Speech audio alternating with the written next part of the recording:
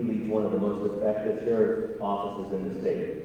His administration has delivered strong public safety, law enforcement, and fiscal responsibility, maintaining a balanced budget while producing results without raising the burden on taxpayers.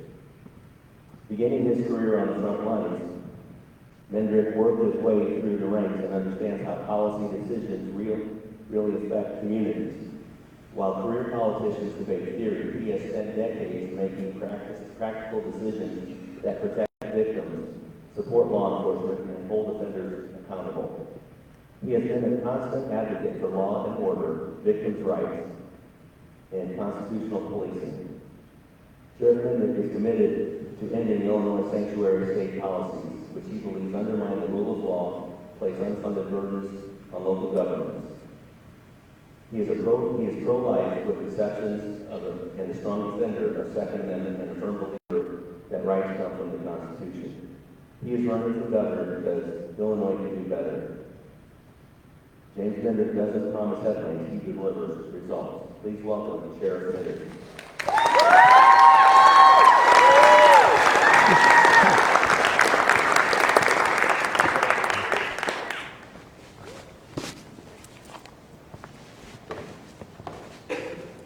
Next, I want to introduce to you Ted Dabrowski. He has been the president of WirePoint since 2017 and previously served as vice president of policy at the Illinois Policy Institute. If you aren't familiar with those organizations, go home and look them up. They're a valuable resource for learning how things should be done and maybe how they're being done today. All right, back to this. Prior to that, he spent 2 decades overseas, helping manage Citibank operations in Mexico and Poland. Ted earned his undergraduate degree at Georgia Tech and has a master's in public policy from the University of Chicago and an MBA from Wharton School. He is the son of immigrants. His father came from Poland and his mother from Ecuador. He was born and raised in the Chicago area. He and his wife Ellen live in Wilmette. You can tell I'm not from up there, Wilmette, and are the parents to 3 daughters and a son. He loves playing tennis and is a 13-time marathoner. Please welcome Ted Dabrowski.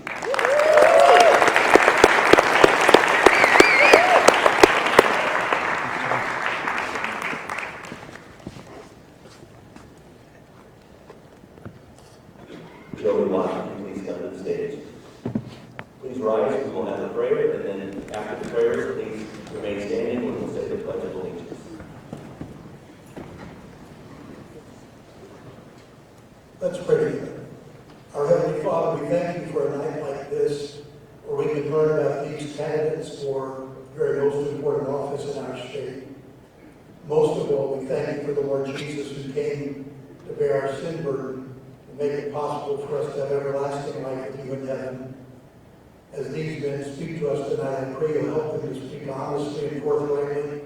May they have clarity of thought, and may the things that they say help us to have hope for the future of our state, changing some of the corrupt things and the dishonest things and the immoral things that are part of this land. We pray that we will go from here with a better idea of which man could lead our state in the right direction. Give them wisdom and give us wisdom, we pray. In Jesus' name, amen. Amen. Flag over here to the stage. I pledge allegiance to the flag of the United States of America and to the republic for which it stands, one nation, under God, indivisible, with liberty and justice for all.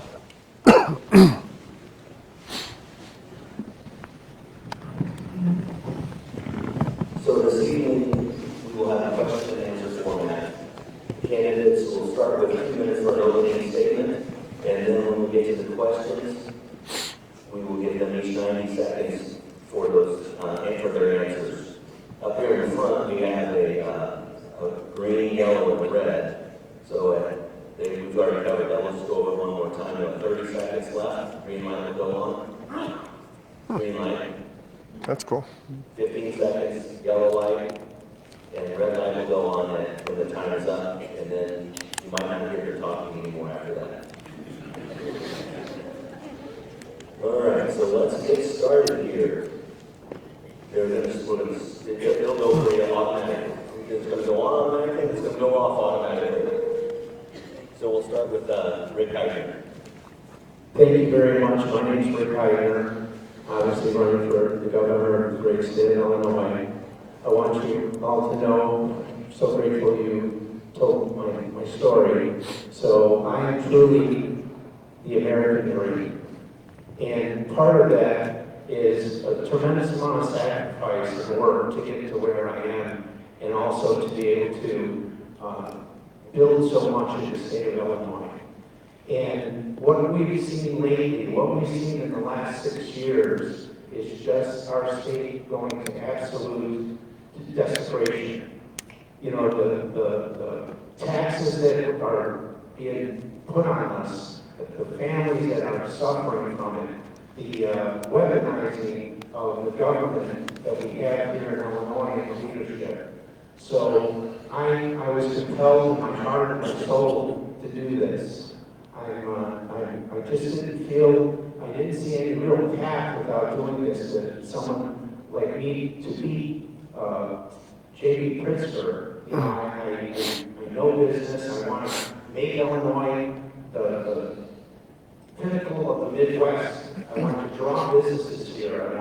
I want us to create money. I want us to stop being the state of take everything they can from you. Every time they want money, you know, to do whatever that they want instead of taking care of our citizens. I want our schools to be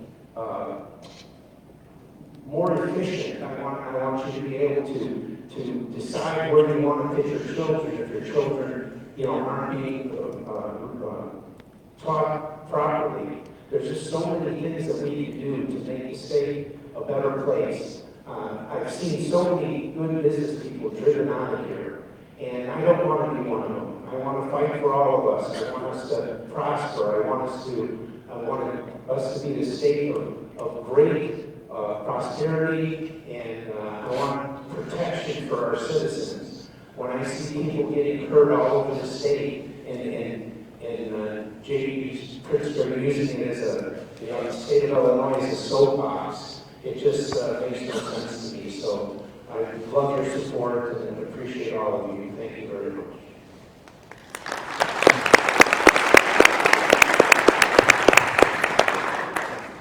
Well, God bless everyone for coming out here tonight. We came out here for one purpose, and that's to save this great state.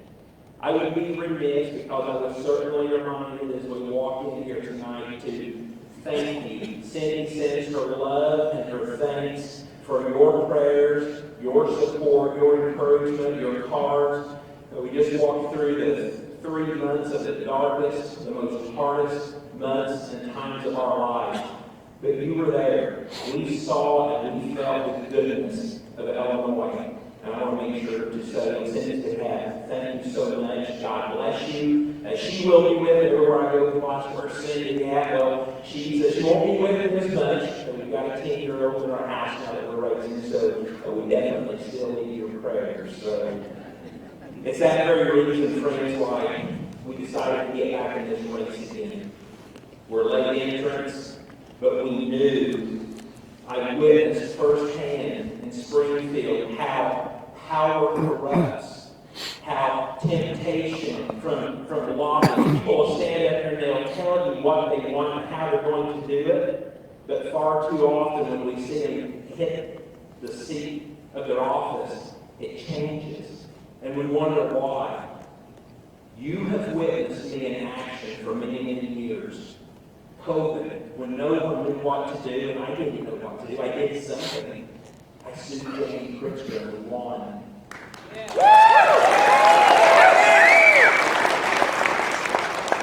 And every time since then, including announcing this run, friends, I want to fight for you. I want to fight with you. And together, there will be a new day in Illinois. God bless and thank you.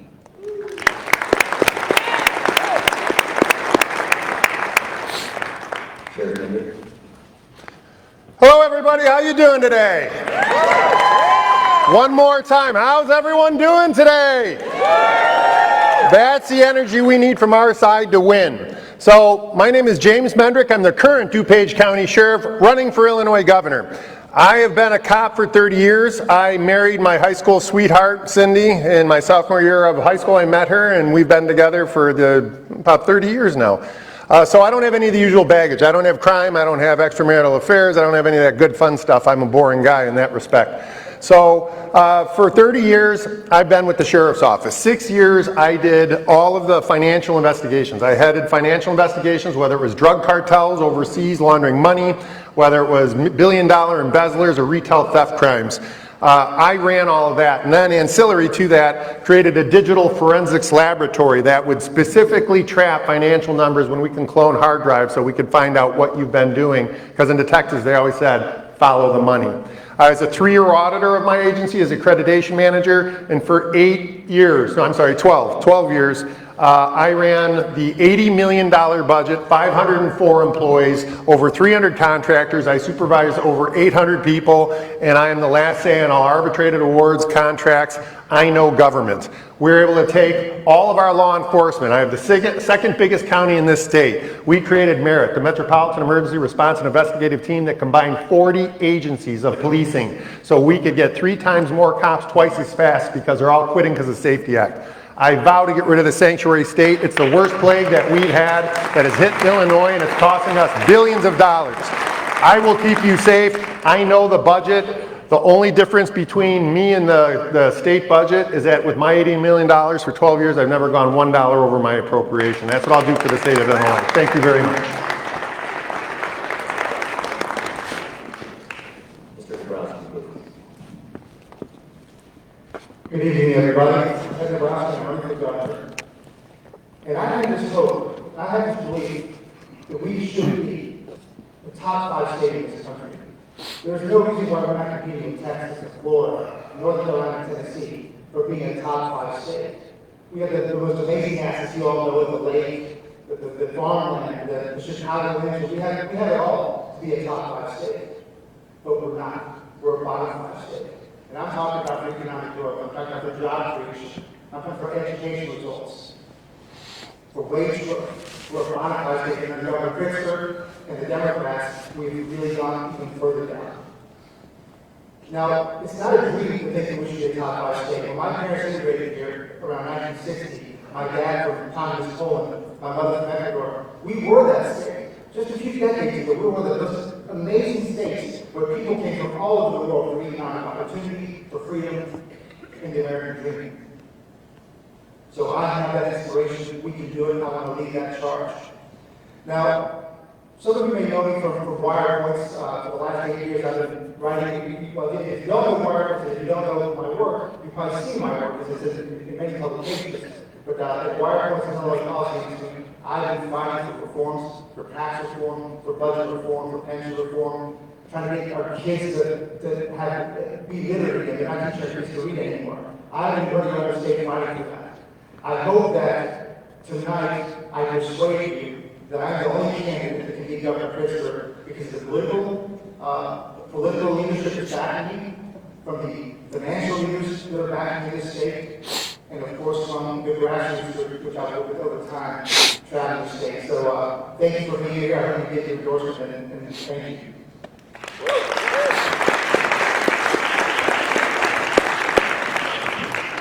Thank you, gentlemen.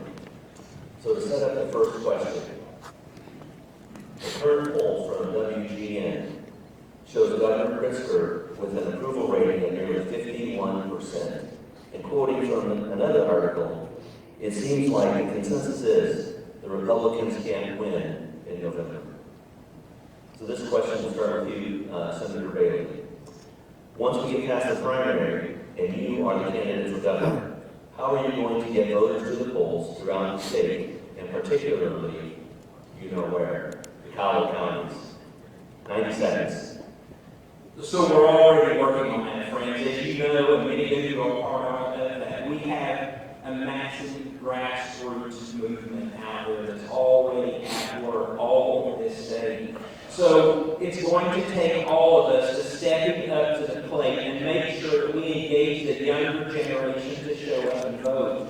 One of the most heartbreaking evenings in our life is was November 8, 2022, when 80 News called the race 2 minutes before the polls closed. It wasn't about any candidate fringes. The simple fact that Republicans didn't show up to vote. A 43% turnout. We're better than that. We must coalesce as a Republican Party, and we must work together to make sure that we get the vote out. That we encourage people to vote early if they need to. If we know they're going to be out of town, to get their mail-in balloting in. We'll fix all that later, but right now we must use that if we're going to be J.D. Pritzker.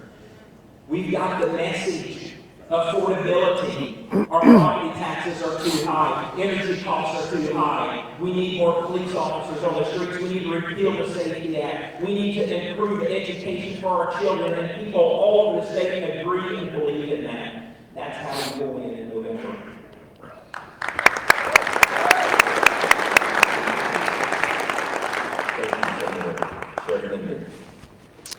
So I'm so sorry. For you, Sheriff Mendrick, I would like to know not only the collar counties, which that's kind of in your backyard, but how are you going to reach downstate? By driving a whole lot. So did you know you could drive for 7 hours in Illinois and still be in Illinois? I found out because I have been already to 82 out of the 102 counties. We have 20 more to get to, and we'll be able to say we've been to all of them. But I will tell you too, the collar counties and the city are important. Last year, I was the Black Chamber of Commerce Juneteenth Person of the Year in Chicago. And, you know, I've been at the Bud Billiken Parade. I've been at all the Chicago events this year and last year, and they're all flipping red. They're all going with Trump. The sanctuary state is driving them. And I will say with polls, you have to understand, polls are good for two things. Polls are used to scare people into not voting. Oh, your opponent, your guy that you like is doing so bad, don't bother, they're already 20 points down. They're also a mechanism to get all of these political technical companies to make money. Oh, your polling is down, but for $50,000 I can get your polls up. You know, and that is just a business that's been in politics forever. So I polled 16.5% points behind my last opponent and won by 32%. I got 60,000 more Democrat votes in the last election than the highest ranking Democrat voter. So don't always believe polls, folks. Just because somebody creates a poll, they've usually got a purpose behind that poll. We've won all of our elections. I've never lost an election since I've been doing this, and we've always ignored the polls. Thank you very much.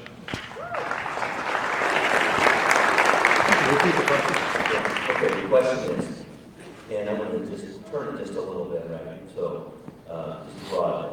So I want to know how, once you're the candidate for the Republican Party, how are you going to get the vote in the collar counties? And then how are you going to move on through the state, especially down in the South? Sure. So I've still already, I've done 180 something events in the 4 months that I've been campaigning. So it's been amazing. It's a great 1 week period. Traveling Southern Illinois down there is amazing. Meeting voters, doing meet and greets and all that. So I know I feel confident that all of us are going to do well downstate. The question is going to be who can do well in Cook County and the suburbs. And so that's one of the reasons I ran. In the last election, I supported Darren Bailey strongly last time. I think that was Darren's friend. But unfortunately, Darren couldn't carry Cook County to Colorado, lost by about 35 points. I'm from Cook County. My running mate, Kerry Mendoza, is from Cook County as well. And so we know the area, we're professionals there, and it's important to be from there to get those votes. Now, another interesting thing that I had an amazing time doing, being half Latino and half Polish, I've been speaking in Spanish churches. This is, of course, important to take on Pritzker. To beat Pritzker, we have to win with a lot of the independents and other groups. So I've been going to the Polish groups, the Slavic groups. They are freedom-loving people. I worked in Poland for 9 years. I understand why they fled the communism in Poland. They're amazing people. They came here for liberty and freedom. They will back somebody who's running, who has experience in Poland. But also the Hispanic side, which is those people. And then, of course, you've got lots of people who are really upset of the black community with illegal immigration. They are white. Pritzker has become so extreme that we have an amazing opportunity. Thank you.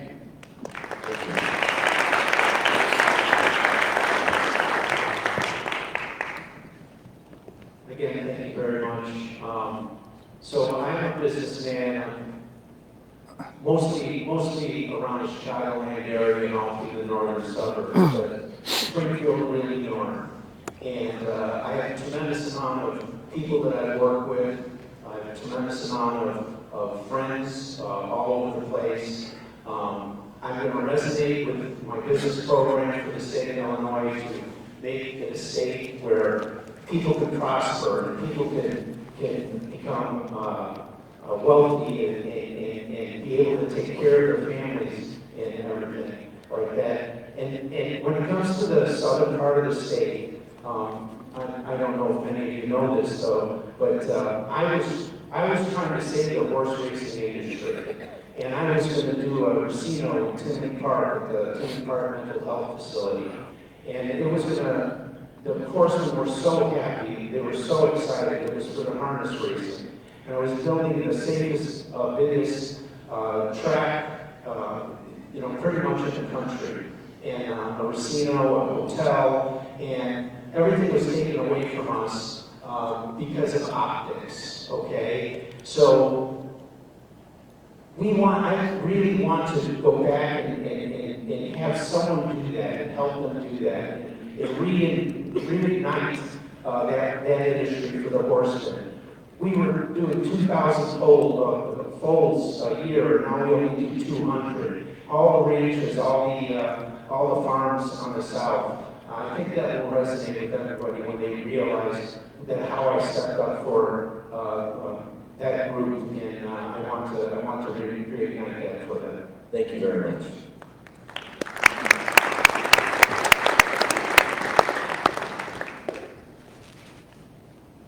Okay, we'll move on to the economy. So I'm going to set this up. A couple sentences. As in most elections, at least recently, the economy seems to be the main concern on people's minds. Illinois is not just inflation, but property taxes, pension burden on the state budget, affordable housing, and recently the state bailing out Chicago public transportation agencies. Illinois continues to face budget pressures, even in stronger revenue years. I have a few different questions here, so Sheriff Mendrick, you're going to get this one first. So, in your view, is the state's core problem too much spending, not enough revenue, or a combination? What is the one area of spending you would reform first? And is there an area where you think spending should be decreased? So I'm so sorry, where spending should be increased. So we don't have a revenue problem in Illinois. We have a spending problem, a really big one. The number one issue is the sanctuary state. We're still $1.6 billion on the hook for medical health care. 80% of the people coming through our ERs are non-emergency. Only 20% of those are legitimate emergencies. Ambulance runs went from under $400 a run to $1,400 a run. Our educational systems, now we're going to pay for college for the illegal immigrants. Housing, SNAP cards, it's a multi-billion-dollar problem. Okay, so here's a number for you. 800,000 people were gone on the last census. We lost 800,000 residents, people like you and I. And they were replaced by 700,000 illegal immigrants that are counted in the census for all of the numbers for the congressional seats that they're going to keep. So we're being washed out with the dependent society. And when you overlay an entire society on top of an existing society and say compete, it's unfathomable. It does not work. It is going to suck all the money out, and that's not mentioning non-governmental organizations who are pumping all of that money. And hey, DFS just got FOIA'd. They said that 22,000 people are getting Medicaid without providing a social security number, and they're receiving $11,000 a year, which is over $240 million, and that's just the first FOIA on Medicaid. We're going to have a problem like Minnesota had with Medicaid. You can see it coming. It's wasteful spending on benefits, on the illegal aliens, the sanctuary state, and NGOs. Thank you.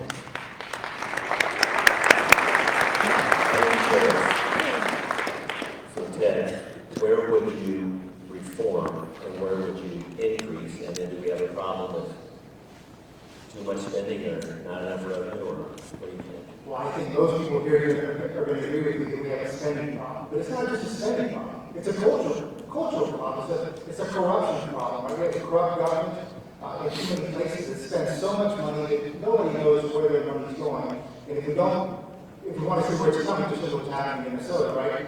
They've become so out of control, we don't know where our money's going. I held a press conference just recently on that. So we have a problem. So if you have a spending problem, we don't need to look at just like cutting things by 5%, like we do, cut all line items by 5%. We need to say, hey, does that thing belong as part of government? If it doesn't, get rid of it entirely. And things that are good, spend more money on it. But I'll give you an example. What should you get rid of? Let's think about that. Governor Pritzker took $500 million and gave it to Goshen, a Chinese communist-run EV battery maker, gave them $500 million, took money from you, and gave it to them. We should get rid of the DCO. We don't need our government leaders picking winners and losers. Take another one. Get rid of lawmaker pensions. Gone. Right? Take lawmaker salaries. Cut them in half. That's the kind of cultural change we need so that we can get to running our budgets in the right way. Thank you.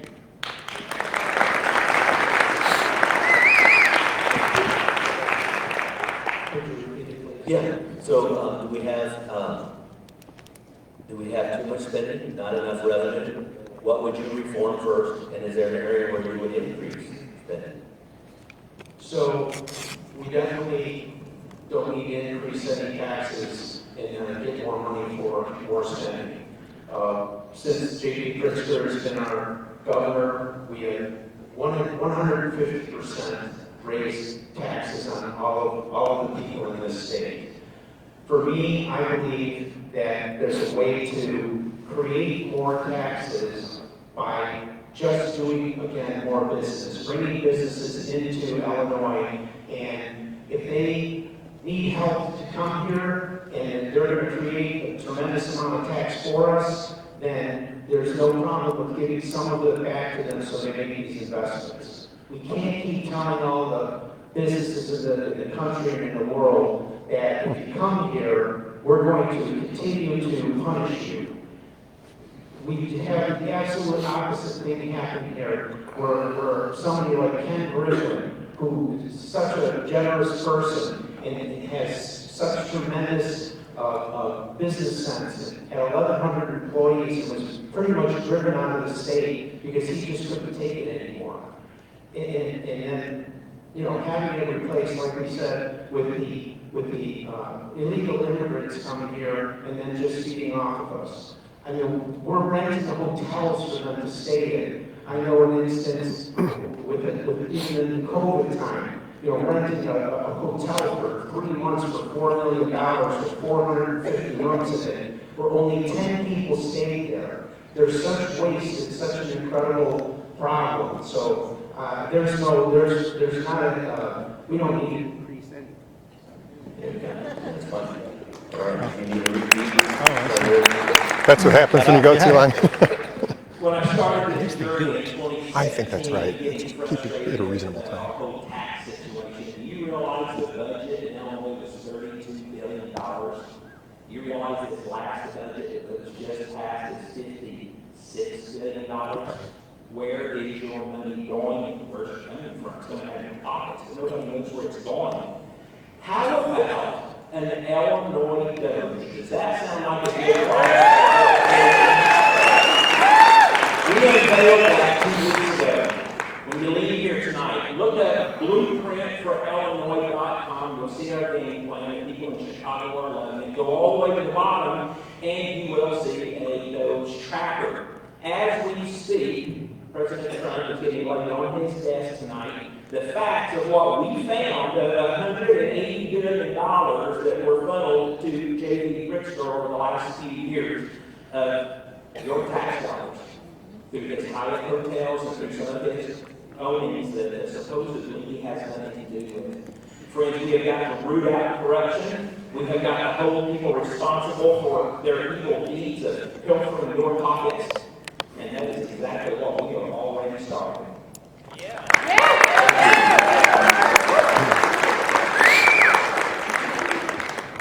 For one thing, another way they're getting money out of our pockets is through property taxes. And that's one of the biggest pressures on families in Illinois.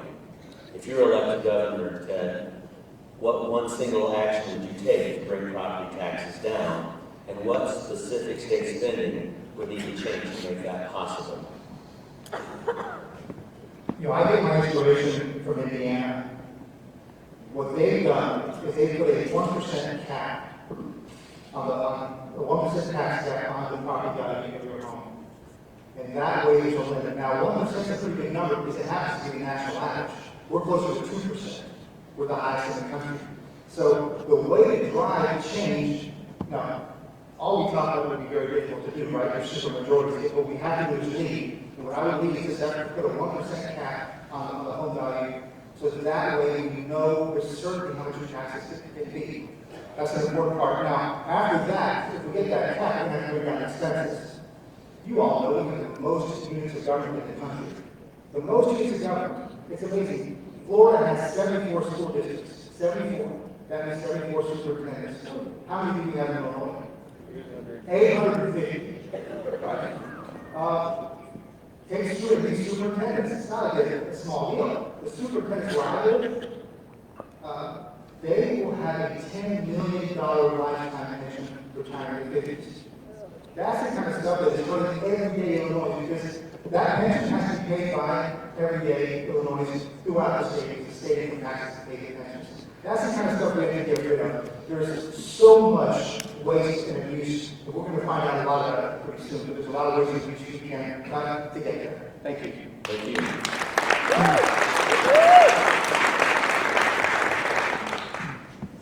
So in Illinois, we have the highest real estate taxes in the entire country.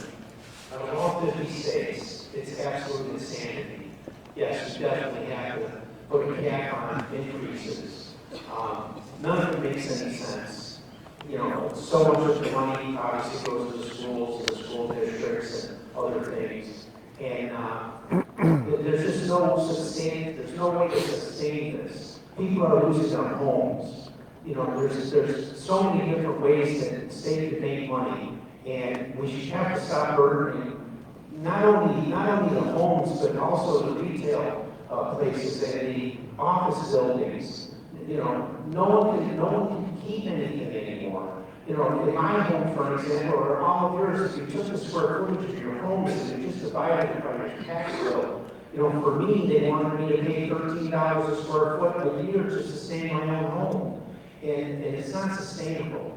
So, you know, I'm all for school choice. I'm all for school vouchers. I think that would help if we were able to take some of that burden from the real estate taxes away from that, and maybe let people have choice, and then maybe give them 50% of what we're spending on the children in public schools, and make the public schools accountable for how they're teaching our children. I think that would go a long way, and we would be able to save money and lower real estate taxes. Thank you. One thing's true, you shouldn't be paying more for your real estate taxes than you're paying for your mortgage. How in the world are we going to keep and retain young families and instill within the desire to want to stay and work right here in Illinois? So we've got to come up with solutions. And that's exactly what I believe our nose tracker and our blueprint for Illinois will begin to show. We realized last year $2.5 billion was spent to people who are here illegally, getting them free housing, free insurance, and free food. $1.5 billion just pulled the gas tax fund to bail out Chicago with transit authority. Friends, where is the accountability? We are in a beautiful facility here tonight, which is just suitable. We need to start focusing on the best for our children, but we also have to live within our means. So I believe we have everything within our budget that we need to do to be able to work, be able to walk alongside schools, and be able to start to rein it in and work out a deal with this excess money that we're going to find and say, hey, we need to start capping these increases that are driving people out of their homes, and especially if they're just hammering our seniors. So that is a day one agenda we will be focused on.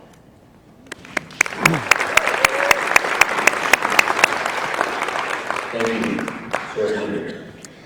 So crime and regulation are running all of our businesses out. So those people who help alleviate some of that tax burden are putting it all on homeowners. So the government has moved to eminent domain. They change a roadway a little bit. They're going to take 4 feet of land on both sides, and that's happening both in rural areas and in city areas.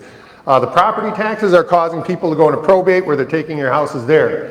We're seeing a very common denominator where they're after land. And, you know, when you have too much crime, overregulation, eroding infrastructure, that's going to drive all the businesses that pay the big taxes out. Do you know that if I'm a local mayor, village manager, I depend on the local government distributive fund? That means that's my 10% of income tax was knocked down to 6%, which J.B. Pritzker is about to freeze and stop us from being able to pay for our own infrastructure, and that's what that money's for. So now, as I don't have money to pay for it locally, I got to ask the state. That's a motor vehicle fuel tax. But J.B. Pritzker just swept $308 million out of that fund, saying it's interest. The reason he was able to create $308 million of interest, he's not spending the capital. So he's not fixing our roads and our infrastructure. So we have nothing locally or statewide that is even fixing our infrastructure. At the same time, the Safety Act is letting everybody go. I could let go a group of Venezuelan retail thefters from Oak Brook Mall 3 times in one day, and each time they'll take $10,000 for a $30,000 maximum in one day. Our businesses cannot sustain that. As they all flee, it's all going to fall onto residential property owners. Thank you.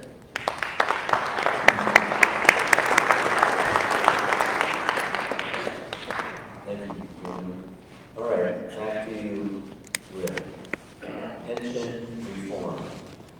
Illinois pension obligations consume a large and growing share of our state budget, affecting everything from schools to transportation, as we just talked about. As governor, what realistic steps will you take to address this issue?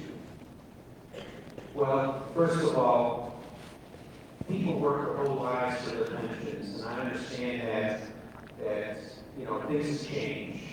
But for me, I think that we need to live up to our obligation for the people that were promised what they work for. I don't think it's really right to now go back and try to take something away from them. My plan would be for all new hires, and we should have done this 10 years ago, 15 years ago, 5 years ago, yesterday. It doesn't matter when it has to start.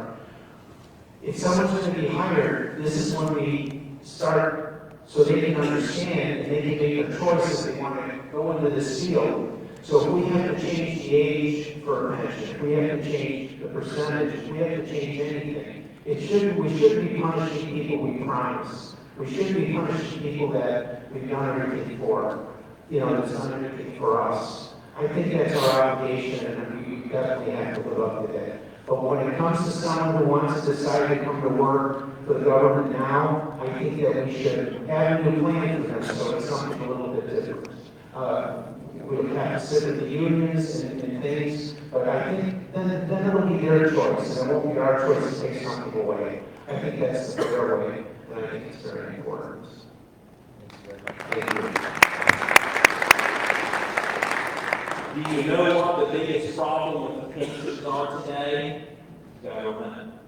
Too many years government has taken that money and used it and abused it. They made promises and they haven't held up to those promises. They kicked the can down the road. That's why we are having this problem. And that's why the men and women who work so hard for our state are scared to death right now. That's why prison guards have to work until they're 67 years old, and our prisons had to encourage some of those horror stories to watch taking place. That's not fair. You know what's going to happen? We're not going to be able to attract workers to do what they need to do to keep the state afloat. So I agree that we should stand firm with this promise, this obligation, and really the real answer is sitting at the table with these. That is exactly the check out our Facebook page. You'll see that we're already garnering attention in these meetings with workers to sit and to talk about what the future looks like, what the possibilities. I used to think the 401k plan was the answer, but it's not. It actually ends up costing you more, so that's not going to work. We're smart. We've got to have an answer for the men and women who are doing this work, the men and women who are earning these pensions, who are living on these. They're going to have to come to the table. We're going to have to cut a deal. We can live by the water.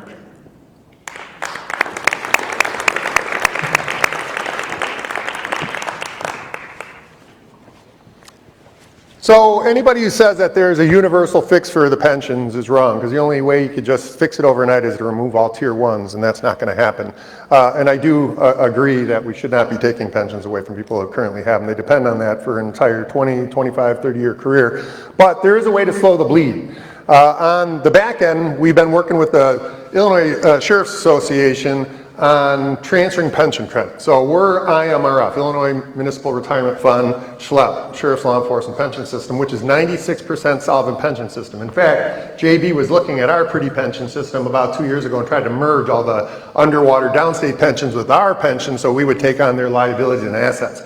No way, wouldn't do it, couldn't get the lawyers to agree on that one. So we maintained our 96%, but we did realize from a grain from that discussion that we could do this incrementally, that we could take small bites, and we do it through laterals. So if somebody is coming from an underwater downstate pension, they got 10 years on, they can buy pension credits when they come to my agency through IMRF. And then that way, we're slowly depleting the pension liability. Then on the front end, we need to move to a 401k mobile pension system. The reason this will work now and it didn't before, I don't get as many 20, 25-year employees anymore. I'm getting transient employees that will stay 4 or 5 years until somebody offers them $3 more somewhere an hour, and then I lose them. But if the 401k mobile pension would be attractive, because then when they job hop and they go from place to place, they're dragging their pension with them, they continue to build on it. So that solves two pension issues and slows down the bleed on both sides. Thank you.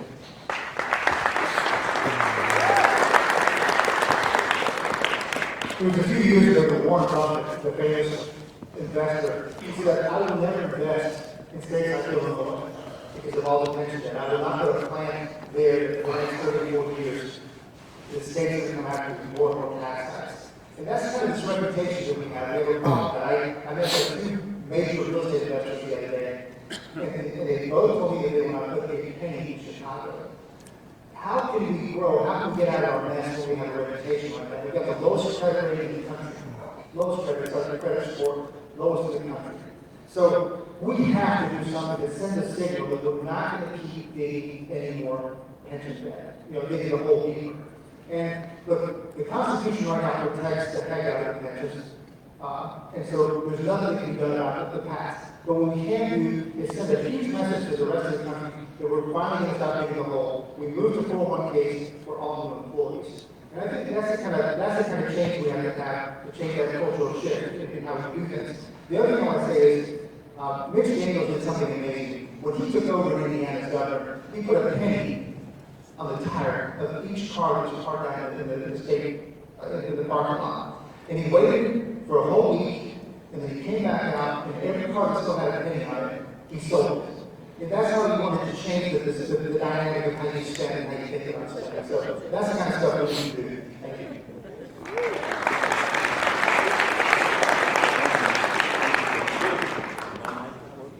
Okay, here it is. I'm the one getting shut off. Jody? Used up your time. Okay, right. Good answers, guys. Thank you. We appreciate it. Staying right on track with what we're asking. Okay, we're going to move on to another topic now. Title here, Perception to People with Other Perspectives. Along with getting things done in Springfield. Three-part question, or three questions. What will you do to unite all the people of Illinois? What Democrat priorities in Springfield do you agree with? And what issue do you think you'll be able to work with Democrats immediately once you take office? And we will start with Senator Bailey for this one. When I win on March 17th, and especially then when we go on to remove J.D. Pritzker in November, it's going to send shockwaves across the nation because of what we in this room here and all across this state do. So, therefore, the Democrats are going to have to take notice. And that's why I believe that my time in Springfield is going to become very, very valuable, because I've asked many people to go find any of the state reps and the state senators in some of these districts, ask them, what do you think about Darren Bailey? And many of them are going to tell you, well, we don't agree with him on anything, but the man had respect for us when he was debating against us and when he was arguing against us in Springfield. And the relationships that were built and that respect, I believe, is going to make for an open door. I'm here tonight because I started conveying the message via social media to you, educating you on state government and the failures and successes, obviously mostly failures. But I believe that to the people all across the state, we're suffering from the same thing. We're being taxed out in the state. We can't afford energy. Businesses moving. Our children are going out and they're not coming back. We have the same issues now. So I do believe it's going to be easy to open that door to bring Democrats to the table because we have to work together. Thank you. Thank you. So I've been going into the city a lot. This is a long ride for me, not as long as the 7-hour drives, but Chicago, being in DuPage County, is 30 minutes from my home. So I'm in the city all the time talking to a lot of people in the city. I've been talking to a great deal of people in the black population in the city. Their number one issue right now is the sanctuary state. All the benefits that they get, even all the turkeys that came in for Thanksgiving, the immigrants beat them there and took them all. And believe it or not, stuff like that really does matter. So when you're taking everything away, and I'll tell you, Crime Safety Act, that is the other part of it. The Democrats are on board with that in the beginning. In Chicago, no way. I mean, now they're getting 42 people shot on a weekend. They're getting people released 72 times from a crime and then burning up a lady on a train. It's getting all too often. And it's the murder capital of the world for 13 years now. 13 years with the highest gun laws. They've also had the highest murder rate. Safety is getting big. Street takeovers. You know, when they did that in Chicago, they started doing that in DuPage because, again, we're right next door. The solution to that is 2 squads, 2 squads, 2 squads, 2 squads, arrest every single person in between, impound all the cars. We got all of mom and dad's cars, and we didn't have one more street takeover in DuPage County since. But Chicago continues to get them because they don't empower their police. We have to empower our law enforcement and give them the tools, the training.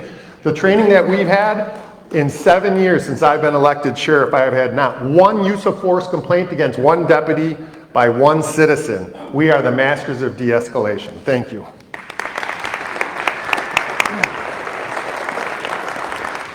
You could repeat that. Yeah, so how will you unite all the people of Illinois, right? So the people with different perspectives and getting things done in Springfield.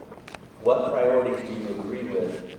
Could you agree with Democrats on, and what could you immediately work with them on once you get to Springfield? So I've been lucky of sorts. I mentioned that I'm a son of immigrants, so I got to live in Ecuador when I was quite young for 3 years. In my career, I got to work in Mexico for 6 years in finance and management. Then I got to work in Poland for 9 years. So I've been around all kinds of people we have to work with, negotiate, live with, and just had a great experience. I've been lucky for that. So I feel fortunate to be able to move around and deal with all kinds of people. Now, with Democrats, I think there's something interesting going on in Illinois. I touched on this earlier. Governor Christie and the Democrats have become so extreme that I think Democrats are going to need something. When we talk about loss of parental rights over your children in schools and in hospitals, I think there's a whole bunch of Democrat parents saying, I don't like that. It's too much. It's too extreme. When you talk about boys and girls sports or boys and girls bathrooms, there's a bunch of Democrats who are going to agree with us. When you talk about the black community, with illegal immigration, and how all that money is spent on the illegal immigrants and not on the community, there's going to be people who come with us. So that can happen. Last thing I want to say is on education. I think that the great area to work with Democrats on is indicators. One of my heart's there for, I want to change those kids. Just 2% of black third graders can read a grade level in 2024. Just 2%. We have to have our partners who will join us in bringing those kids to literacy so they can be successful, fruitful kids. And right now, the Democrats don't think that's going about that, but we will. Thank you. Thank you very much. Well, I have worked with Democrats and Republicans throughout the state my entire 45-year career. I've been able to get along with both sides and negotiate reason with them. Yes, for sure, we can't be a sanctuary state. I'm on board with President Trump. I mean, we cannot house the world when we can't take care of all of our own citizens. And the citizens that work so hard, we can't just take all of their money to do what we're doing. There's a right way to do things and a wrong way to do things. And when it comes to our police force and our policemen, all of that has to change too. These people have to understand. We have to respect them. We need to make sure that they're safe. We have to make sure. I mean, in this state, you could sue a policeman civilly if you're a criminal. And I always say the same thing, you know, if you're a criminal, you don't want to vote for me. You want to vote for someone else. If you're a law-abiding citizen, if you care about your mother, if you care about your daughter, if you care about your children, and you want to protect your families, you want to vote for me. I want to reinforce the police department. I want to give them back their strength and their power. These gentlemen, you know, I've had 150 or more off-duty and retired policemen work for me. They're a brotherhood. They want to protect each other. They want to be safe. They want to make sure their families and our families are safe. Thank you very much. Moving right along here, this is a question I solicited from legislators. When you become the governor, so who are we on here? We are on Sheriff Mendrick. When you become governor, how are you going to work with legislatures to develop laws that are important to their districts?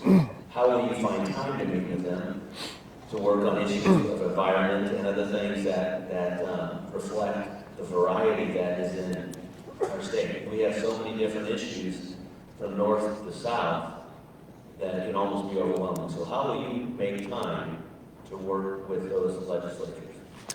Well, you have to make time, and that's something I do as sheriff already. I work with a lot of legislative issues. Most of them obviously are criminality.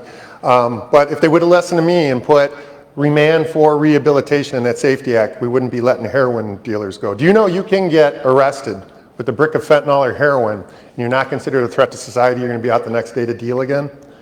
That's the structure of bad legislation. Even look at artificial intelligence. We let technology jump so far ahead of legislation. And I know the Pritzker memes are funny, I laugh at them too and all that, but it's real funny until they do it to you. We should be taking our voices and our images and making those proprietary, and that should be legislated as identity theft. It's getting out of control. Artificial intelligence is going to take on a life of its own in a lot of very negative ways if it's not controlled with some legislative ability. And right now we're letting technology jump so far ahead of legislation, you could do anything with these tools with no repercussion. So I have been in the middle of legislation for years, and bad legislation like the Sanctuary State and the Safety Act were just shining examples of how bad they are. But think about this. They set their budget on July 1. Bloated $55 billion budget. And then 2 months later, they're already adding through legislation, executive orders, House bill, Senate bill, $2 billion more for illegal aliens education, the abortion pill in schools, mandatory mental health screening in schools. That's almost adding $3.5 billion onto a budget that just got passed.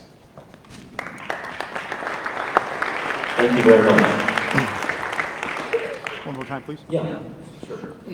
So this was a legislative question. Once you get there, what's going to prevent you from taking your own agenda and running with it? How will you intentionally make time to meet with the legislatures, hear their issues, because in our state we have such a variety of issues from north to south? Well, for the last 15 years, there's Illinois Policy Institute, Vice President there, spokesman, and the requirement is exactly that. I've been down in the state, meeting grassroots groups, legislators, all kinds of groups. So that's been what I do, and I love to do it. And I love to do it with the facts, right? So those of you who know what reference is, you'll know that I put the facts out there for a good discussion. And I want to come back to the education you just talked about, because it's again, I'm passionate about bringing back literacy to Illinois. It's been a few years ago that I was working with the Waukegan legislature, third grade reading, and talking about that. There's laws in both Mississippi and in Florida where kids cannot go to the fourth grade if they can't read very well in third grade. And I love that law, not because it sounds punishing, but because it brings everybody together. Teachers, parents, the unions, the volunteers, the corporates, everybody has to come together and in a passion get those kids reading. And that's the kind of work I like to do with the legislature. Those legislators who care, whether they're from Peoria or Waukegan or Decatur, they've got to come together to help kids read. Because we will not have a Republican if our kids can't read, we won't have a great workforce in our city if our kids can't read, and they're going to be more dependent or go to crime. So this is the kind of values we need to have, this is the kind of work together that we need to do good things in Illinois. Thank you very much. Well, starting the first day, I've always had the intention of having an open door policy so that if anybody can come and talk to me or come and call me. But I always said from the first day that the main thing that I want to do is any legislator that comes to speak to me or wants to talk to me about any issue, the first thing I'm going to tell them is we need to talk about term limits. We have to have term limits. And I'm a reasonable man, and I understand how things work, and I've always said with all my businesses that, you know, it's a playing chess game, and you've got one chessboard, and when you do so many things, you end up with about 30 chessboards on one table. And if you move one piece over here, you might affect a piece over there. And that's the way that I've always made everything that's so complicated easier, because you have to be following everything that's going on. But there's also things that are important to me, like I said.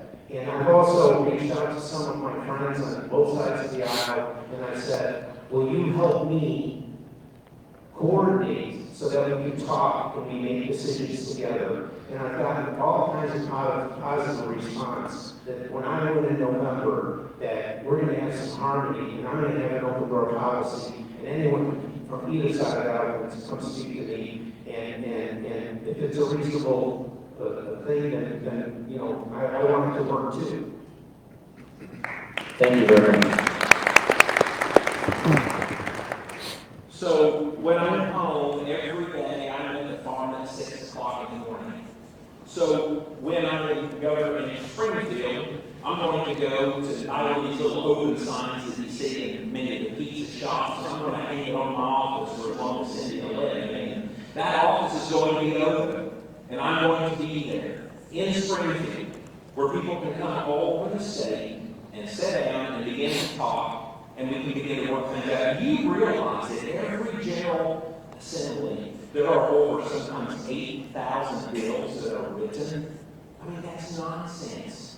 Do you realize that through the amendment process, let me give you an example. Sometimes the union will come up to me and say, hey, you must be against unions because you voted against every bill, union bill that's come before you. I said, you know what?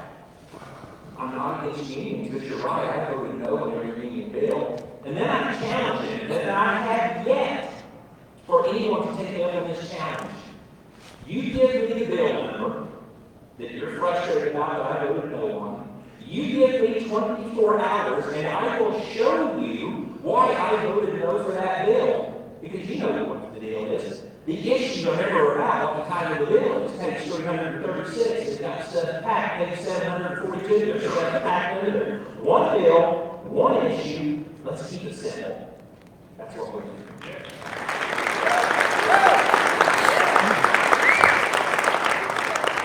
Thank you, gentlemen. Moving on. Immigration, assimilation.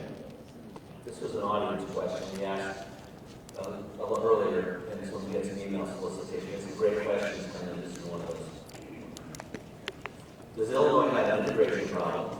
Does it have an assimilation problem? And when you're a governor, how will you move Illinois from where we are now, a sanctuary state, to where you believe we should be? Well, I know something a little bit about assimilation. When when I was born, of course, my parents didn't go foreign. For them, the priority was assimilation. Both of my parents wanted me to be American. They wanted me to speak English. And of course, they wanted me to tie my history, right, and ethnicity, but they wanted me to be American. And even more important is they wanted me to be super educated. They pushed education was crazy. And so for me, I love assimilation. I don't like this teaching kids in Spanish in our schools. That doesn't make sense for America. So you have to get rid of that. That's how you go. Thank you. We need to really push assimilation. Now, it's related to sanctuary. That's such an easy question. Sorry, we just got to do your sanctuary state, sanctuary city. Go. It's almost first. We look what Governor Pritzker is doing. He is not only doing the welcoming programs and all that spending to bring more people here, of course that attracts some criminals as well, but he calls the federal law enforcement, right? He calls them jacked thugs, he calls them racists, he calls them terrorists. He is the one fomenting a lot of this problem in Illinois. So we agree with him with these two things, right? We have a chance to get sanctuary state status out, and we get somebody who stops fomenting violence on our streets.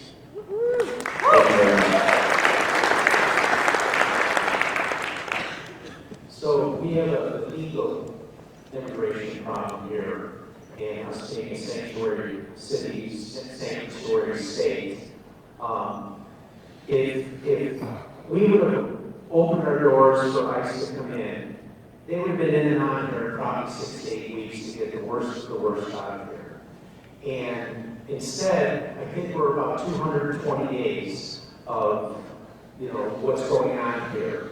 And once again, Governor Pritzker standing there, calling the federal agents Nazis and aggressive and everything else. Well, if you have policemen that literally have in jail illegal immigrants that are felons, that are murderers, that are rapists, and they're not even allowed to call the federal government, call ICE to get these people out of our state, out of our cities. What are we doing? I mean, it's insanity. It's all insanity. So yes, I believe we have a problem here, and I want to get it fixed. And we should not be a sanctuary state. Chicago should be a sanctuary city, and we need to clean all this up so we're safe. And all of our money, all of our tax money is going towards this. And once again, we're not even taking care of our proper citizens, our veterans. I mean, it's just wrong. It's just absolutely wrong. Thank you very much. We shouldn't even be having this conversation. And we wouldn't be having this conversation if J.D. Pritzker and Brandon Johnson would do what? Follow the law. Everything is already in place. But the simple fact that they refuse to do that has caused lies. I'm going to tell you something. That means something these days. Every time I see these statistics on a Monday morning and see what took place in Chicago, it breaks my heart. I come here last night and hear the stories of what's taking place in Peoria. It's wrong, it's nonsense, and it must stop. And it will stop if we follow the laws that we have in the books. The sanctuary city and the sanctuary state policy, we learned a lot from J.D. Pritzker. You realize that the governor has authority through an executive order. The governor has control over the purse strings. So we will begin implementing ideas and holding back money from cities who continue to refuse to follow the law, much like J.D. Pritzker, President Trump's doing with him right now. We must have a governor who will commit to working with any president and not put up this wall, and create this divisiveness that's tearing our country and our state apart.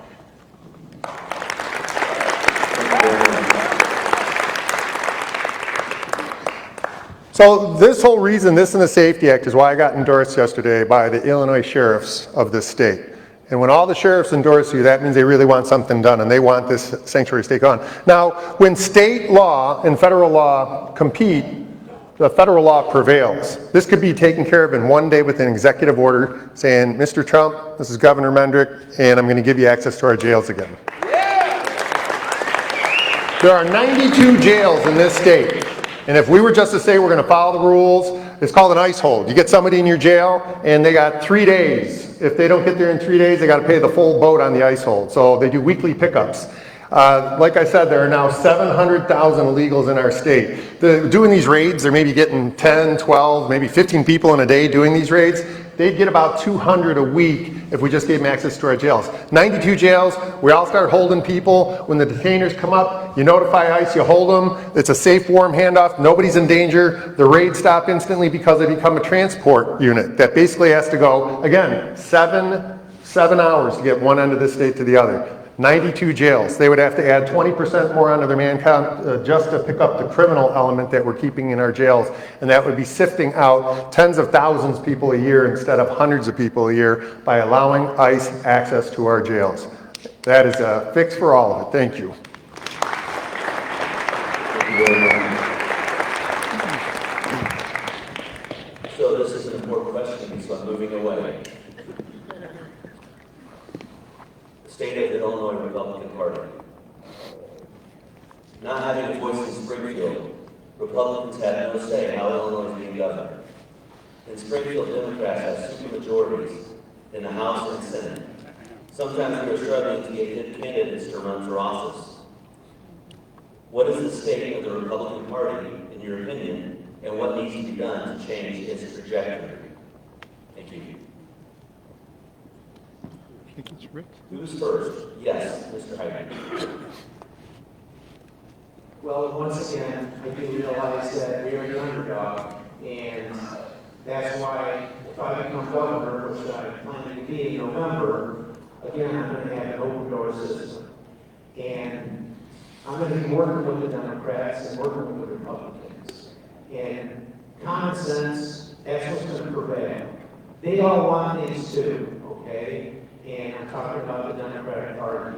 And they're going to have to come to the office to, get what they want and see what they want, and we're going to work together. That's all we can do.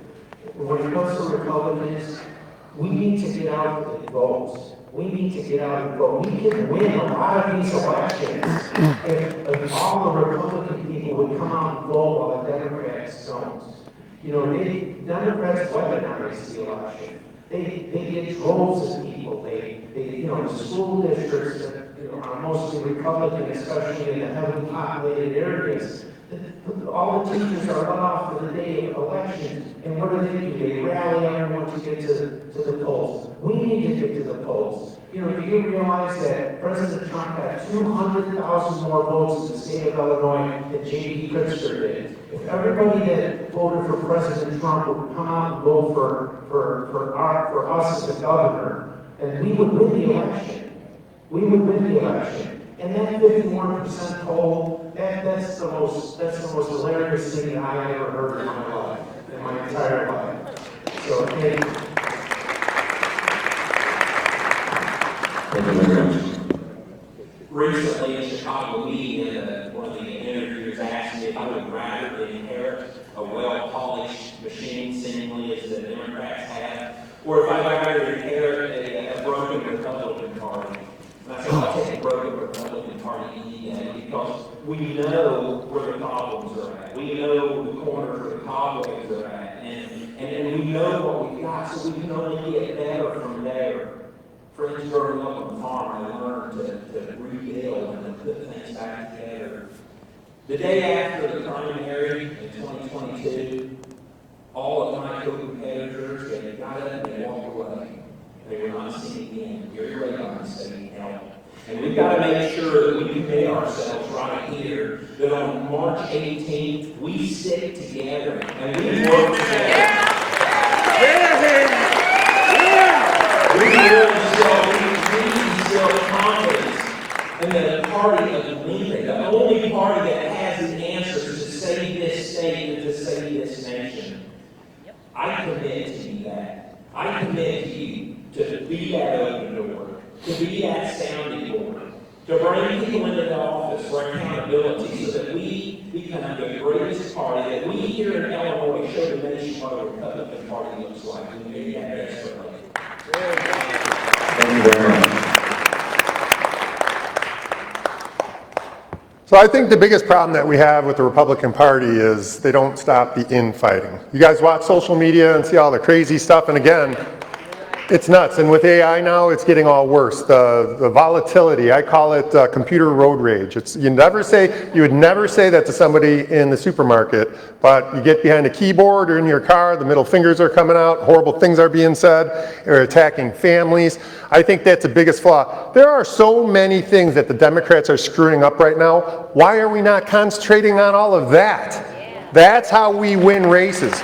We focus on all the horrible things, the Safety Act, the Sanctuary State, crime, taxes, regulation, all of this stuff, schools. I mean, we're letting them off the hook and fighting with each other, and there is not a hierarchy that we have that says, hey, what are you guys doing? We used to have a guy out by me in DuPage called Pate Phillips.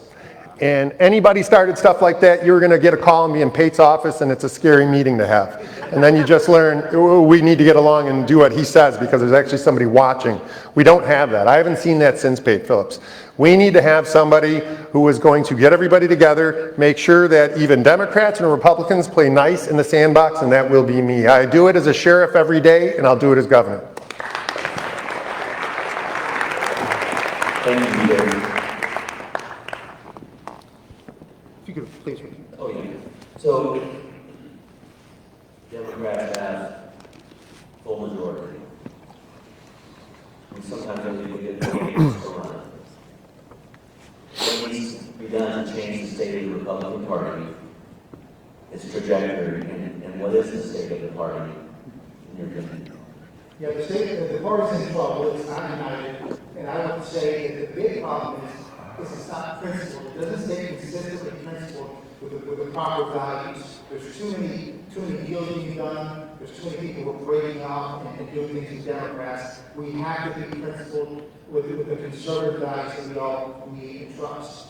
And until we get that, we're going to be in trouble. Now, a big part of the problem is too, you have to remember, we need Republicans, and we need conservative Republicans. And we need those with the right values. Some of you will remember Richard Irvin. Richard Irvin was a candidate at $50 million spent on him by Ken Griffin, but he didn't have the values that everybody ended up rejecting him. We have to be careful because we need the person who does win the primary for us, represent the principles we want. And this is an important point because some people here donate to Democrats. Some people here donate to Brandon Johnson, Kim Fox. And it's hard to understand how they can be consistent with Republican values and conservative values if they're giving money to Brandon Johnson and Fox. Thank you very much. Hey, I'm loving our conversation. Unfortunately, I'm getting to know you guys better, and I appreciate that. It's 8 o'clock, though. We're supposed to be done now.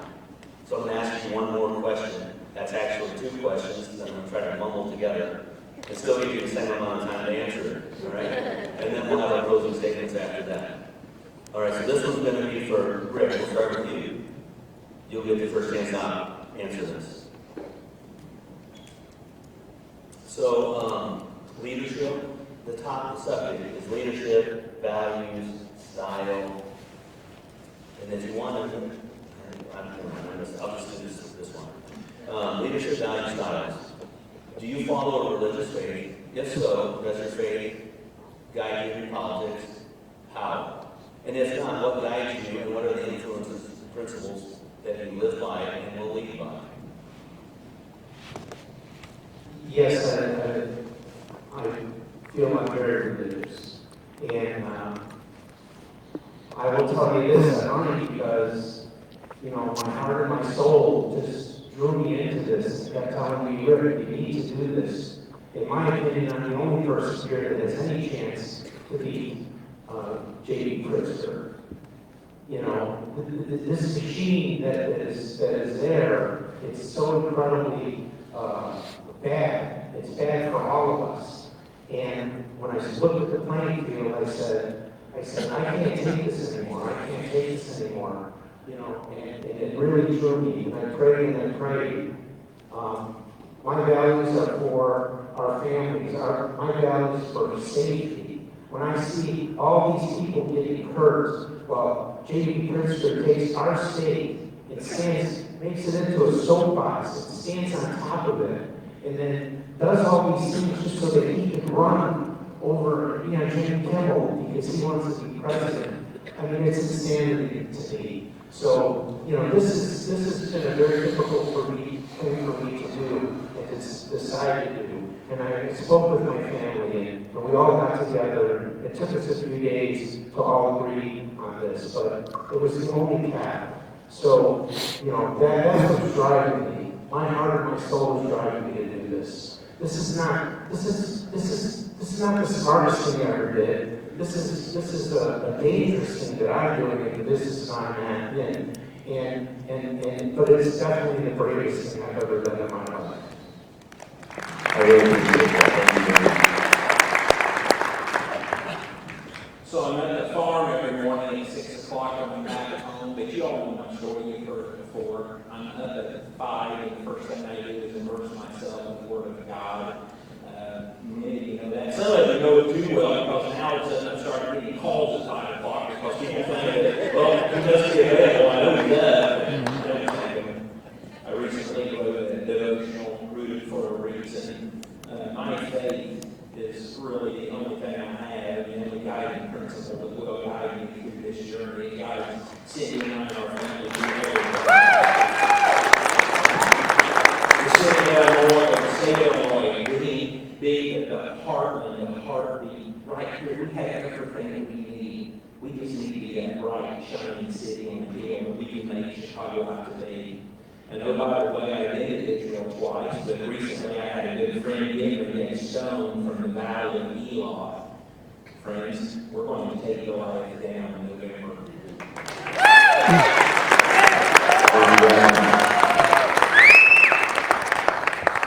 So, scrubbing God out of our society and dissolution of the nuclear family are the two biggest problems of decay we have, not only in Illinois, but our nation. I mean, thank you. When you look at it, we're doing prenups, so we're preparing to divorce while we're getting married. And we don't do the pledge anymore because it says God. We take away all the stuff that says God in schools and bring it in with transgenderism instead. That's what we replace God with. This decays us. And I will tell you, every decision, every big decision in my life, I always say, what would God want me to do? And every time I say that and I make a decision based on that, I make the right decision. God is good, God is great, and I am not afraid to say it. God is what brought our rehabilitation into our correctional facility. We brought God back in, we got them back with their families. We do storybook where we let them read books and photograph or videotape it and then send the storybook and the video of them reading to their kid back home. And we ingrain family and God, and that's why our repeat offenders went from 75 to 15% because we're giving them hope and purpose and a job. God can solve all problems if you just let God into your life. Again, you make no bad decision if you always say, what would God want me to do? Thank you. Thank you very much.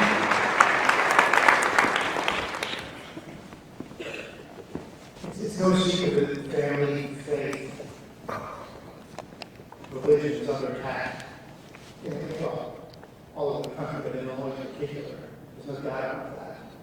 And I've had the fortune of meeting lots of evangelical groups and the Hispanic people, of course, Catholic groups, and the power of their religion is amazing. And I still remember that my Abuelita, my grandmother, and everywhere, every time you walk out of the house, she would be the cross. I'm more of a quiet person in my faith, but I believe deeply. And it's one of the reasons why I fight for so many things in schools, for example.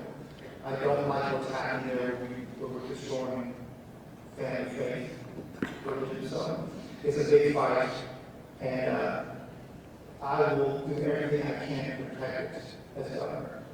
When I end with just one question for Rick, and I hear your words, and I still can't square up the values with giving money to somebody like Brandon Johnson and King Fox, who have such different values, I think, from what we're saying here. And I think that's something that maybe needs to be answered. Thank you. Thank you very much. Rick, you have 60 seconds to answer that in response. Sure, absolutely. So what Ted is telling you that is, I gave $100,000 to call Dallas to beat Brandon Johnson. And unfortunately, Paul lost. And I do a tremendous amount of business in the city of Chicago. I have many buildings, and I also have always wanted to, have one of my businesses expand into Chicago. So a dear friend of mine called me on the phone and said, Rick, would you help me with this? And Brandon Johnson had a lot of that from his campaign. And he said, you know, I get you in front of them, you can talk about your businesses and this and that, and give them their opinions. So really, out of respect for my friend, I did. I told him honestly it was like cutting my arm off. But that's neither here nor there. Paul Nellis called me, by the way, after he lost, and he asked me to help him even more because you know, he had that, and I did that also, so you know. The Ken Fox thing, that was a huge mistake. So that I apologize to everyone for, and yeah, that one there, I really can't forgive myself for, so I apologize for that. Thank you very much. All right, so another one that's important. So we're going to modify this since I'm the moderator. I need to choose the rules kind of. So we'll do 60 seconds on this last question, and then 90 seconds for the closing instead of 2 minutes. All right, state of culture. Culture, social media, civility, crudeness, shifting from Judeo-Christian foundation, pro-life, pro-death, all these things that are all over AI. How will you address the cultural trends facing our state and nation as a political leader, influencer, and example to a watching and listening world? I think this is yours, Darren. 60 seconds. I think I addressed a little bit of that in the last question. You know, I struggle stepping out of the position as senator because I love serving in the Senate. The House is a little rocky and dicey, but I love serving in the Senate. But I realize that kind of this prayer of Jabez in First Chronicles is expands his territory. I realize that my real purpose was not for me. I believe in term limits. But it was for, I thought I was going to serve just for 10 years and go home. But it was for getting this message out, giving hope to the people of Illinois. That's what I've been about since day one. That's what I've been trying to do. And that's what I will continue to do through the governor's office. So we have hope. We have school choices. However people want to educate their children that can, you send it, and we're going to continue to see it. Thank you very much. So this is one of the most dangerous forums I talked about a little bit earlier, social media. So at the Sheriff's Office, we're working on a countywide initiative now called School Resource Officers and Social Media, where we're putting school resource officers into all the schools. Now, mind you, about 98% of all school shootings is from bullying or perceived treatment in schools. That's where all of the school shooters come from.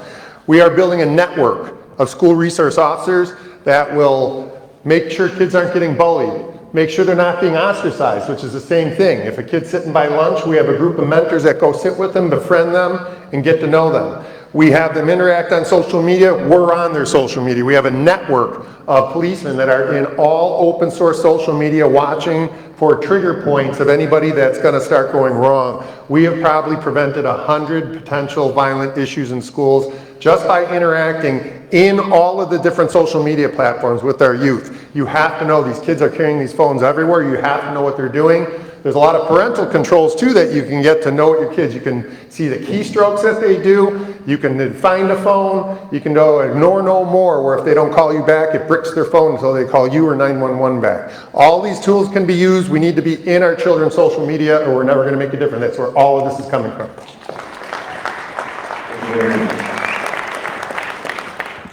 Yeah, I think all of us will be a huge improvement over Governor Pritzker. He loves to call people names. He calls Trump all kinds of names, UFO, et cetera. He does it all the time. I mentioned that he calls our federal law enforcement Nazis, terrorists, racists. It's nasty. It's a nasty way to be. And you may have seen when Pritzker was calling in, did you see that word, right? I think. You know, and I said, I will not do that.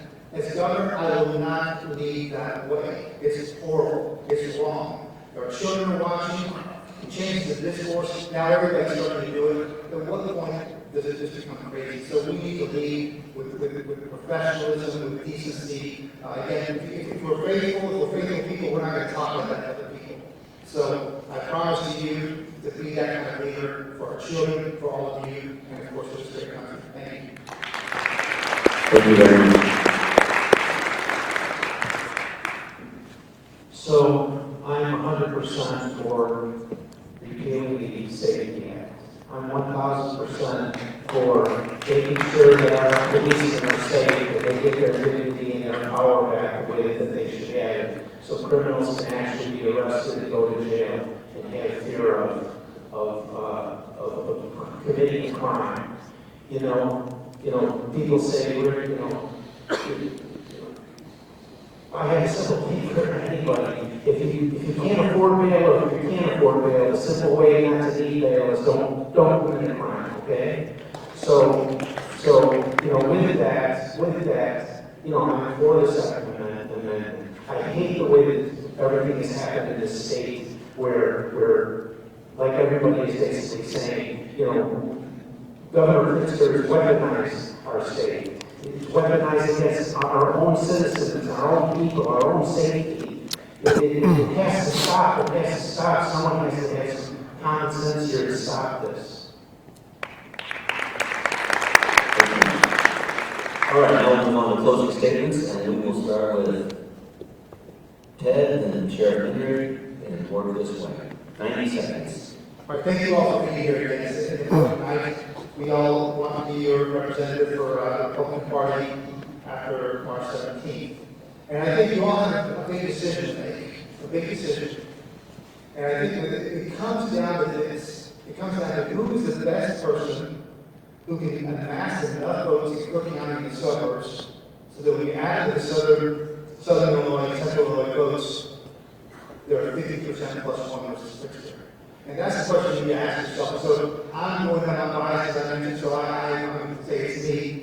And I'll tell you why. I had a great experience, work experience across the world. I think that's a big benefit. I've got a running name from Cook County, so we're going to be able to really work in the area. I'm happy to tell you about Polish, so I can use that in Spanish, community in Spanish, and the Polish community really ugly Polish. But those are the things, and most importantly, I amassed, just 4 hours ago, I had about 20 legislators and mayors and some other officials endorsing me here in New York. And I'm amassing political endorsements and putting that together with that raw financial support that I got from Yankee Blue Line, those conservative donor, to the Chicago, to the downstate donors, and I've got the grassroots troops. I am the person that can put together a coalition to beat Pritzker. And I need your support to do that, so thank you very much.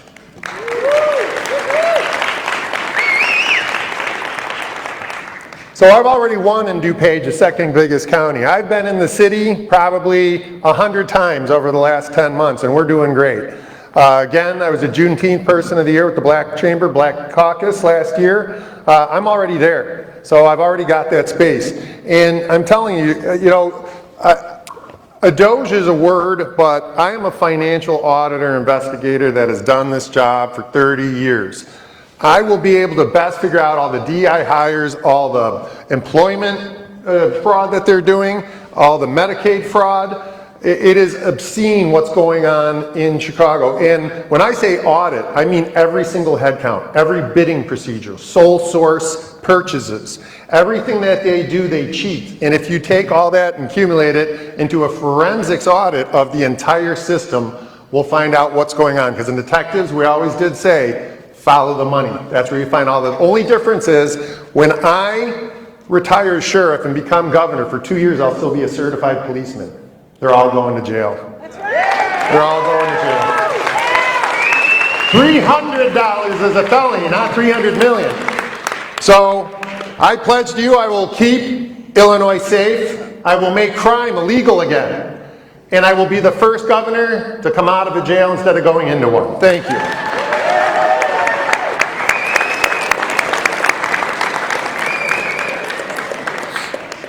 Tazewell County, thank you so much for this opportunity, and thank you for everyone who came out here on the cold night, and certainly so easy to stay on. Many of you remember what happened in 2014 when we elected the Republican governor that we really didn't know enough about. And we saw that when the heat turned up, that everything changed. Because we had elected someone that just simply hadn't been through the fire. Friends in Springfield, Illinois, it is so easy. It is so easy to walk up the page and be killed by the winds and every desire.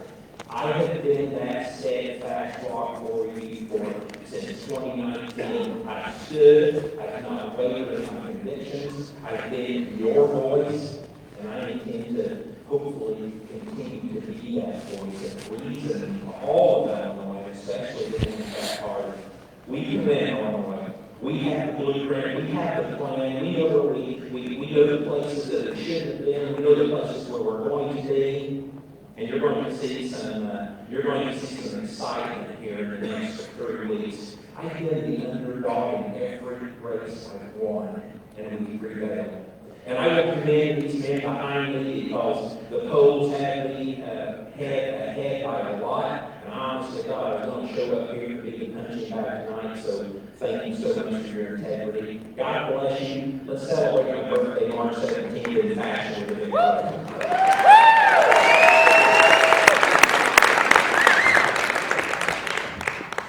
Well, thank you again, all, for coming out. I agree with everyone, that this is quite the race. This is quite the race. And not just the race between us, but the race between whoever wins this primary and Governor Pritzker. And everyone is speaking here, and I think almost everyone in the office, I think we're all like-minded. I mean, I think reason and understanding and goals and fairness and safety and all of that. I think we're all like-minded, and I think we're all in that same direction. But what I bring here too is I bring a business sense. I bring an incredible business sense of somebody that had absolutely nothing when he started in life and has accomplished so much, and I've provided for so many people, and I've built so many businesses. My business is from nothing. My mother made $100 a week and was a maid. And I produce $4 million a week in taxes for this state in my businesses. I want to do that for this state. I want to bring all the businesses back to this state. I understand how to do it. I also understand, like New York, everybody's leaving New York. They should all be coming here. Florida's almost full. Let's be the next Florida. No real estate taxes, prosperous businesses. This is what I can do for you. With the rest of it, I believe we're all exactly doing the same thing and saying the same thing. We all care about the same thing. It's the other part that we need to. Thank you very much. So as we wrap up here tonight, I want to say thank you to Jim Rule, please, for coordinating all of this.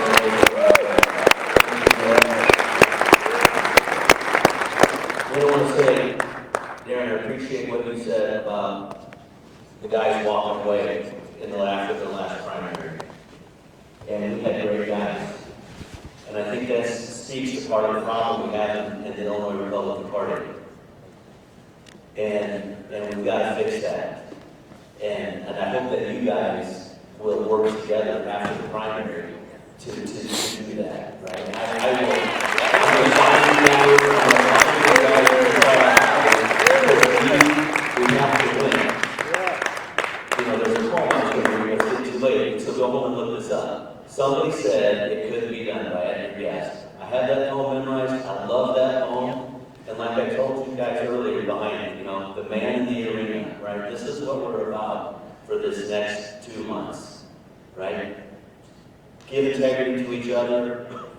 Give integrity, if somebody's off track, that's fine. But let's not do character attacks. Let's show the way it should be, right? And let's win. We can win.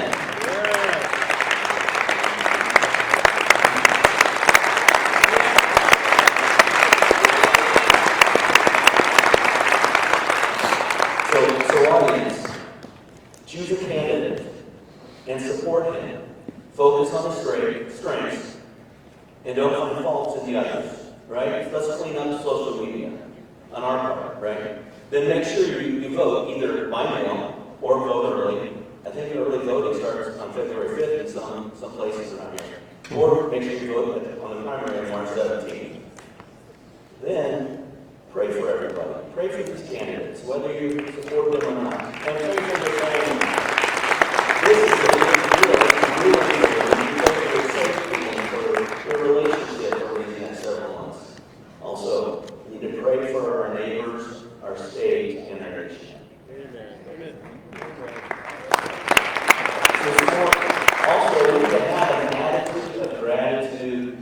This is an exciting time to be alive, right? We are here by God's design at this time in history and in this place. Let's make the most of it.